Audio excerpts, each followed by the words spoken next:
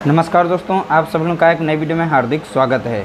Profit and loss का type 2 है। Type 1 हमने बनाया था, उसकी प्लेलिस्ट बनी है, वहाँ पर जाकर आप देखना चाहें तो देख सकते हैं। जैसे जैसे हमारे टाइप बढ़ रहे हैं यानी उसी तरीके से इनका लेवल भी बढ़ रहा है। हर एक टाइप में आप लोगों को अलग प्रकार के क्वेश्चन देखने को मिलेंगे और ये टाइप 2 है, इसमें 3 प्रश्न लेके आए हैं। थोड़ा थोड़ा नेचर सभी का अलग है इसमें, तो ध्यान रखिएगा। बहुत ही अच्छी तरह से तीनों को देखना है। तीनों प्रश्न मोस्ट इम्पॉर्टेंट हैं। सभी के सभी प्रश्न पिछले एग्ज़ाम में आए हुए हैं, यानी जो भी एग्ज़ाम में पूछे गए हैं उन्हीं को हम उठा के यहाँ पे सॉल्व कर रहे हैं। ठीक है, तो हर एक तरह से प्रश्न पूछे जाते हैं। देखिए यहाँ पर पहला प्रश्न दिया गया है, यदि 15 वस्तुओं का क्रय मूल्य 12 वस्तुओं के विक्रय मूल्य के बराबर हो तो लाभ या हानि ज्ञात कीजिए। तो हमें यहाँ पे लाभ और हानि बतानी कितने प्रतिशत है। लाभ होगी या हानि हमें नहीं पता, लेकिन ये बताया गया है 15 वस्तुओं का क्रय मूल्य। तो क्रय मूल्य को हम सीपी से यहाँ पे रिप्रेजेंट करेंगे, सीपी यानी कॉस्ट प्राइस, और यहाँ पर वस्तुओं का विक्रय मूल्य हम एसपी यानी सेलिंग प्राइस से रिप्रेजेंट करेंगे। तो बोला गया यहाँ पे नेचर को समझिएगा। इस तरीके से अगर दिया जाएगा तो जो भी हमारी वस्तुएं दी गई हैं, जैसे 15 वस्तुओं का क्रय मूल्य, ठीक है, तो 15 वस्तुओं का क्रय मूल्य यानी यहाँ पे 15 गुणे सीपी लिखा जाएगा। सीपी मीन्स क्रय मूल्य बराबर है 12 वस्तुओं के विक्रय मूल्य के। तो 12 वस्तुओं के विक्रय मूल्य यानी सेलिंग प्राइस के बराबर है। अब देखिए यहाँ पर सीपी है, यहाँ पर एसपी है, तो एसपी को एक साइड में ले आएंगे तो सीपी अपॉन हो जाएगा एसपी।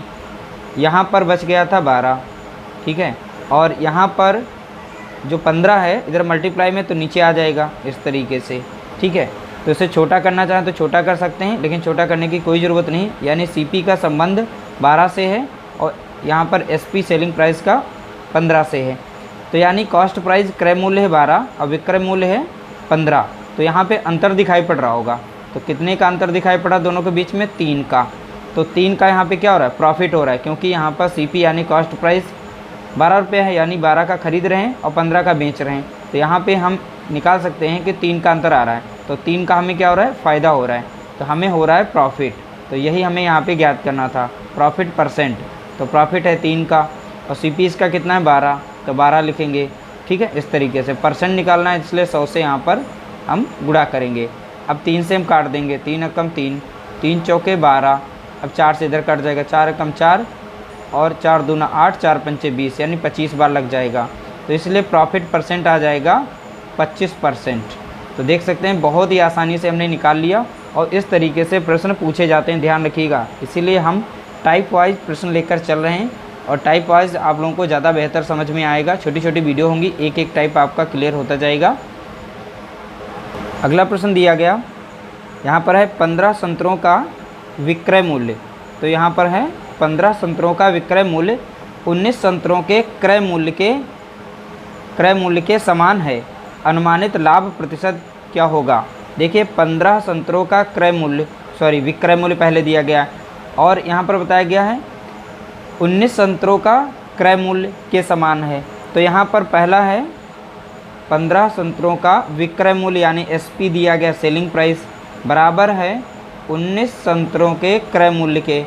तो क्रय मूल्य यानी कि सीपी, तो एसपी यहाँ पर है, सीपी यहाँ पर है, तो सीपी को एक साइड में ले आएंगे तो एसपी अपॉन हो जाएगा सीपी, और यहाँ पर बचेगी 19 संख्या और इस साइड से 15 आ जाएगी नीचे। तो यहाँ पर सीपी का संबंध 15 से है, एसपी का संबंध यहाँ पे 19 से है, यानी कॉस्ट प्राइस है 15 की, सेलिंग प्राइस है 19। तो यहाँ पर देखिए 15 का खरीद कर 19 का जब बेचेंगे तो क्या होगा? हमें फ़ायदा होगा। ठीक है, तो यहाँ पे कितने का अंतर दिखाई पड़ रहा है? तो आप बताएंगे यहाँ पर 4 का अंतर दिखाई पड़ रहा है। तो यहाँ पर 4 का अंतर दिखाई पड़ा है। जब 15 में 4 जोड़ेंगे 19 होगा। अंतर कितना है? 4 का। तो यहाँ जब कम का खरीद रहे हैं, ज़्यादा का बेच रहे हैं, हो रहा है हमें प्रॉफिट, तो इसलिए हम प्रॉफिट परसेंट निकालेंगे। प्रॉफिट कितने का हो रहा है? तो आप बताएंगे 4 का। किस पर हो रहा है? सीपी पर, यानी 15, और परसेंट निकालेंगे तो 100 से गुणा करेंगे। अब इसे हम काट सकते हैं, यहाँ पर काटेंगे 5 तियाँ 15, तो यहाँ पर हो जाएगा 5 दूना 10। इस तरीके से कितना हो जाएगा? 4 दूनी 8, यानी यहाँ पर 80 हो जाएगा, और 80 बटा कितना हो जाएगा? 3। ठीक है, अब 3 से भाग दे देंगे। 3 से भाग देने के लिए देखिए यहाँ पर हम दशमलव में लेके जाएंगे तो 80, तो 3 दूना 6 लगेगा यहाँ पर। ठीक है, तो 8 से 6 जाएगा, बचेगा 2, और 3 छाक 18, तो यहाँ पर बचेगा 2, फिर से दशमलव लगेगा, 0 बढ़ जाएगा यहाँ पर, 3 छाक 18, फिर से लग जाएगा, फिर 2, यानी 6 करके आएगा। तो यहाँ पे 26.67, तो 26 दशमलव का ऑप्शन एक ही मिल रहा था यहाँ पर, तो ऑप्शन हमारा यहाँ पर बी सही हो जाएगा। तो ये यहाँ पर बताया गया था अनुमानित लाभ, तो ये अनुमानित देख सकते हैं, इस तरीके से आपका करेक्ट आंसर निकल चुका है।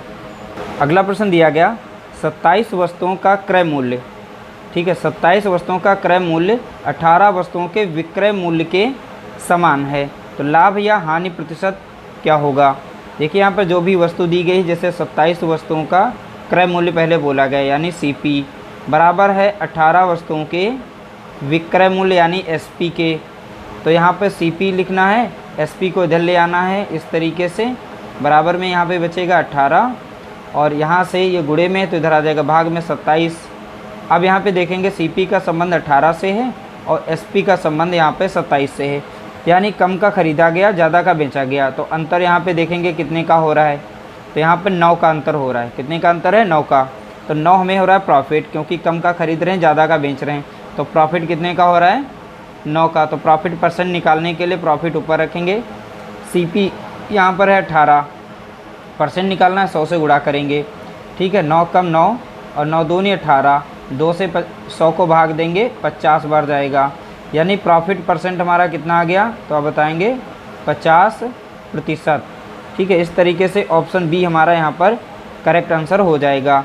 तो देखिए यहाँ पर इस तरीके से प्रश्न पूछे जाते हैं, ध्यान रखिएगा, ये टाइप बहुत ही ज़्यादा इंपॉर्टेंट थे, इसीलिए हमने इस टाइप को शामिल किया और छोटी सी वीडियो हमने बनाई।